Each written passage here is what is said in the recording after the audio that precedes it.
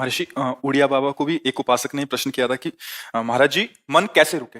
तो उड़िया बाबा ने उत्तर दिया नियम पालन से। यदि हम नियम पर दृढ़ रहें तो मन हमारा क्या कर सकता है। नियम तो परमात्मा देखता है, हम लोग नियम पर दृढ़ नहीं रहते, इसी से हमारे देश की दुर्दशा है। संध्या वंदन तक का नियम जाता रहा है, भजन करने के लिए नियम की बड़ी आवश्यकता। हाँ, बड़े नियम की आवश्यकता है। तो जैसे प्रातः काल से सायं काल तक की हर व्यक्ति की अपनी एक दिनचर्या होनी चाहिए।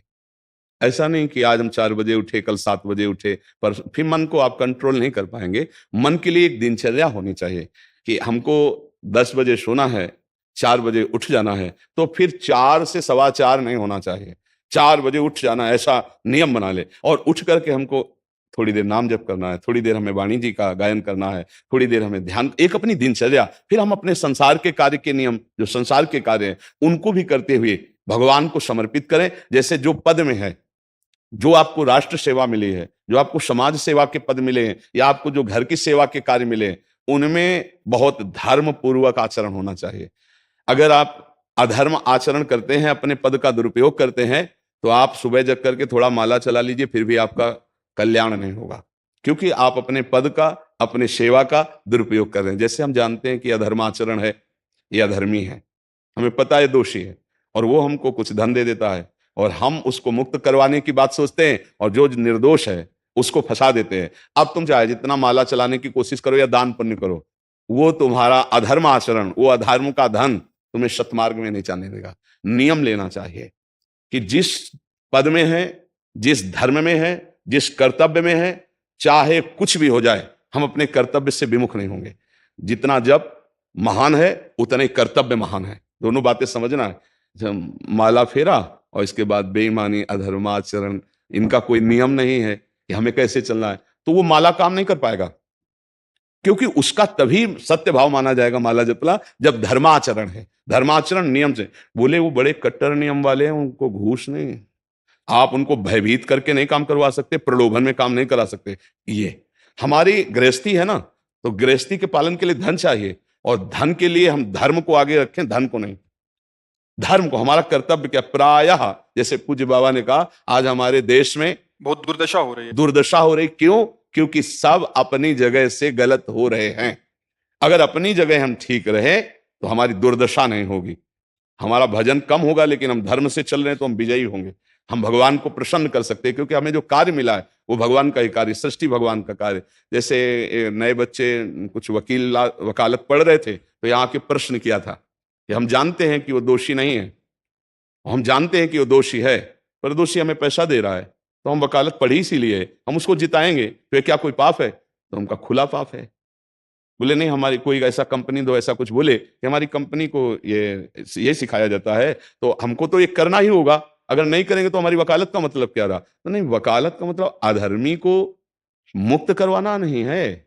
वकालत का मतलब अधर्मी के सबूत एकत्रित करके उसको दंड दिलवाना है, और धर्मात्मा को मुक्त करवाना है। अब इसके लिए आपके पास अर्थव्यवस्था अगर कमजोर भी है, तो धर्म व्यवस्था आपकी पूरी है। धर्म व्यवस्था ठीक है तो परिवार स्वस्थ रहेगा, सुखी रहेगा, भगवान आप पर प्रसन्न रहेंगे। अच्छा, फिर हमने तर्क रखा कि जैसे आपकी बहन के साथ कोई गलत व्यवहार करे, आपको पता है, और वो आपको 10 लाख रुपया घूस दे, तो क्या आप उसका पक्ष लेंगे? नहीं। तो फिर दूसरी बहन के साथ किया है। अब यहां विचार करना है ना, अपने भाई का अगर कत्ल किए हो, मुझे पता हो कि ये दोषी है, तो क्या हम पैसे से उसको मुक्त करने देंगे? लगेगा कि जान की बाजी लगा देंगे, और तुम्हें हम, ऐसे ही एक गरीब आदमी की किसी ने हत्या की, तो आपका पक्ष बनता है। पर यह ज्ञान कहां मिलेगा? बिना अध्यात्म के ज्ञान तो मिलेगा नहीं। ज्ञान तो इस बात का मिला कि कैसे पैसा कमाया जाए। अच्छा, वो पैसा यदि अधर्म से आया है तो आपकी दुर्दशा कर देगा, आपकी बुद्धि भ्रष्ट कर देगा।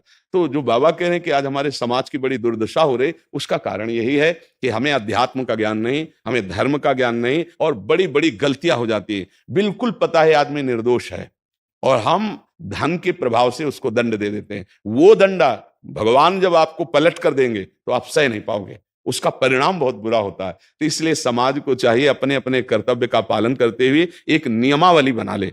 जैसे कुछ दुकानों का नियम होता है कि वहां फिक्स रेट होता है, नहीं होता? वहां ये नहीं चलेगा कि कसम से कहते हैं कि तुम्हें हम अपना जान करके कि 100 रुपया मीटर ये मिला है, हम बिल्कुल मुनाफा नहीं ले रहे। नहीं, झूठ क्यों बोल रहे हो?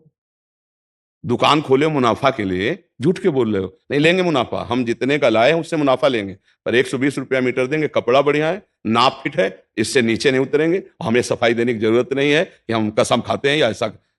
हम जानते हो ये बिजली है, दुकान है, नौकर लगे हैं, तो इसका मुनाफा लेने के लिए दुकान खोलें, कोई दान करने के लिए तो नहीं। तो सबको पता है मुनाफा लेगा, लेकिन एक फिक्स दाम, उसे 10-20 रुपया का मुनाफा लेकर के हम उसको बेच रहे हैं। लेकिन झूठ क्यों बोले?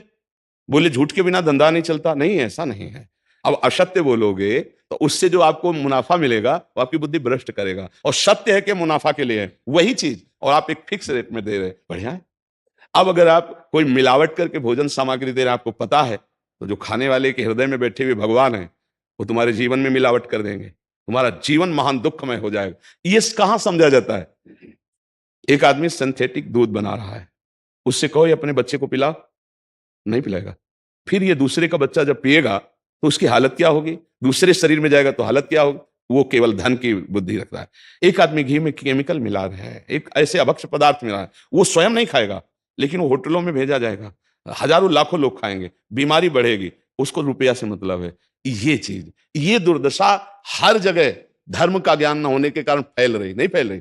एक मरीज बीमार है, असली दवाओं में पैसे ज्यादा है, नकली दवा लेकर के असली के दाम में बेच देना, उसको बिल्कुल फायदा ना होना, लेकिन परमात्मा देख रहा है, तुम जानते हो नकली दवा है, वो तो नहीं जानता बेचारा, ज्यादा पढ़े लिखे नहीं, किसान आदमी गांव का आया है, तुमने दे दिया और उसने पैसा दिया असली के। अब वो पैसा तुम्हारी बुद्धि भ्रष्ट करेगा, तुम्हारे परिवार में कलह पैदा करेगा और तुम्हारा पतन कर देगा। ऐसे हर डिपार्टमेंट में, हर विषय में यदि हम अपने धर्म से चले, अपने सत्य से चले और थोड़ा भी भजन होगा, वो आपको उत्तम गति प्रदान करेगा। पर ऐसा कहां समझ में आ रहा? अध्यात्म के बिना भला ऐसा समझ में आएगा? तो इसीलिए कह रहे हैं हमारे देश की दुर्दशा हो गई। पूर्वजों में पहले यह था कि हमारा धर्म नहीं जाना चाहिए चाहे प्राण चले जाएं, हमारा चरित्र नहीं जाना चाहिए चाहे सर्वस्व नष्ट हो जाए।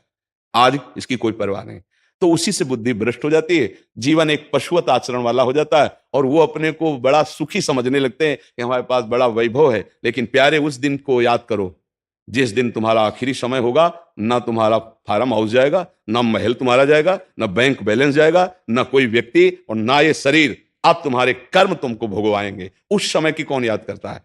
अगर उस समय की याद हो तो भय लग जाए कि नहीं नहीं, पाप नहीं करूंगा, क्योंकि जाना है यहां से। अच्छा, कब जाना है कुछ पता नहीं, किसी भी समय ट्रांसफर हो सकता है इस शरीर से। तो हमें लगता है कि महापुरुषों के जो वचन हैं कि हमें एक नियम से जीवन जीना चाहिए, धर्म पूर्वक जीवन जीना चाहिए, अपने कर्तव्य का पालन करना चाहिए, जो हमारे लिए कर्तव्य। आज प्रायः धन प्रधान बुद्धि होने के कारण कर्तव्य स्वाहा हो रहा है। एक विद्यालय में विद्यार्थी के लिए जो गुरु पद में बैठा है, उसका क्या कर्तव्य है? वो अपने कर्तव्य को भूला हुआ है। भला छोटे छोटे विद्यार्थियों को, जिनकी नींव पूरे राष्ट्र सेवा में, समाज सेवा में ये बन सकते हैं, अगर उनको हम सही शिक्षा नहीं दी तो उनका पूरा जीवन बर्बाद हो जाएगा। अगर उनको हम गलत सपोर्ट कर दिए तो उनका पूरा जीवन बर्बाद, क्योंकि नया जीवन है। और जगह जगह अपने अपने कर्तव्यों का यदि पालन किया जाए तो पूरा समाज सुखी हो जाए। लेकिन कर्तव्यहीनता आ रही, कोई अपने कर्तव्य को नहीं समझ रहा है। तो यही बात महापुरुष जनों को दुख लगता है कि अगर सब अपने कर्तव्य का पालन करें, धर्म का पालन करें, भगवान का नाम जप करें, तो सब सुखी हो जाए। सुख सब चाहते हैं और आचरण दुख वाले करते, इसीलिए सुख नहीं मिल रहा है, परिणाम में हमें दुख मिल रहा है। सच्ची मानना, वो रुपया पूरे परिवार में अशांति पैदा कर देगा। और धर्म पूर्वक 100 रुपया लाओगे और 4-5 परिवार के बैठ के नमक रोटी खाओगे, आनंद से सोओगे, बड़ा प्यार रहेगा, भगवान की कृपा रहेगी। पर यह बात समझ में नहीं आती है। तो ये वृत्ति अगर छोड़ी ना जाएगी तो कुछ भी कर लो, कहीं भी दान पुण्य कर लो, लाभ नहीं मिलेगा। अगर दान देने की बात कही गई है तो धर्म पूर्वक कमाए हुए धन से। अगर आप मेहनत से कमाए हो ना, 10 रुपया दे दोगे ना, तो 10 रुपये का वो आटा लाके अगर 2 रोटी खाएगा तो खूब भजन होगा। और आप 1 लाख रुपया बेईमानी कर रख दोगे ना, तो बैठे बैठे वो गंदा ही सोचेगा, भजन नहीं होगा। उसका गंदा सोचना और आपका गंदा करना, दोनों मिलकर के, उसके कारण भी तो आप बने ना, तो आपका ही पतन हो जाएगा। उसको तो भगवान बचा लेंगे, क्योंकि भगवान की शरण में। तो मुझे लगता है अधर्म के धन से कभी किसी को लाभ नहीं मिलता। तो अपने कर्तव्य का पालन करते हुए यदि नाम जप किया जाए तो बहुत जल्दी हमको लाभ प्राप्त हो जाए। बहुत सुंदर, मतलब ये चर्चा होती है, अगर आप लोग इसको धारण कर लें तो निहाल हो जाएंगे। सच्ची कह रहे, ये जो बातें हैं ये बहुत सुंदर जीवन को पुष्ट करने वाली हैं, पर आप धारण कर लें तो बात है। नहीं नहीं तो जैसे लाभ दिखाई दे रहा 50,000, तो ये बातें भूल जाओगे, ये बातें अच्छी नहीं लगेंगे। हे यार, बहुत बढ़िया काम घर में आएगा, पर हमारी ये बात ध्यान रखना, वो 50,000 घर में अशांति पैदा कर देगा। सच्ची मानना, आप धर्म से चलना, धर्म से चलोगे तो भगवान तुम्हारी रक्षा में रहेंगे। अधर्माचरण, देखो कैसी कैसी घटनाएं होती हैं। बढ़िया कार है, फिल्मी गाना लगाए चल रहे हैं, और वो एक्सीडेंट हुआ, आग लग गई, बाहर निकल ही नहीं पाए, वो अंदर ही जल गए। क्या हुआ? ये करोड़ों रुपए की कार भूंज दिया तुमको अंदर ही बैठाल के, धू धू करके आग लग गई, अंदर जल। ऐसे जलना चाहते हो, या भगवान के आनंद में चिंतन करके शरीर छूटे हो, फिर दाह संस्कार हो ऐसे कि सब लोग भगवान के नाम का कीर्तन करते ही जा रहे, फिर आपका अंतिम संस्कार, वहां जीवित जल गए। क्या हो सकता है? एक एक पल तुम्हारे कर्म का हिसाब होगा, एक एक सेकंड का। ऐसे कर्म करो कि हमारा अच्छा हिसाब हो, बुरा हिसाब। ये मत समझो कोई देख नहीं रहा, वो देख रहा है जिसको हिसाब करना है, वो देख रहा है। उसके लिए कोई वकील या किसी सबूत की जरूरत नहीं होती, वो सर्वांतर्यामी आपके अंदर बैठे ही देख रहा है। तो सदैव जैसे सत्संग सुन रहे हैं, तो अगर हाथ जोड़ के प्रार्थना है, थोड़ी भी बात मान लोगे तो आप सच्चे सुख के मार्ग में चलने लगोगे। नहीं तो भाई बहुत गंदी हवा चल रही है, माया की बहुत गंदगी ऐसी फैल रही। कलिकाल है ना, कि ये बातें किसी को पसंद नहीं आती। वो बात बताओ कि हम कितना रुपया कमा ले, कैसे कितने भोग भोग ले, और वो अध्यात्म में नहीं है। आपको सच धोखे में मत रहना। अध्यात्म में है, जितना आप धर्म से चलोगे उतना सुखी होगे, और लोक में है जितना धन मिल जाएगा उतना सुखी माना जाएगा। लेकिन वो सुख नहीं है, वो चंद मिनट के लिए हाइलोजन की तरह जलेगा, फ्यूज हो जाएगा। और धर्मात्मा दीपक की तरह जलेगा, पर बहुत काल तक चलता रहेगा। इन बातों का चिंतन कीजिए, खूब नाम जप कीजिए, और भगवान के भरोसे रहिए, गंदे आचरण मत कीजिए।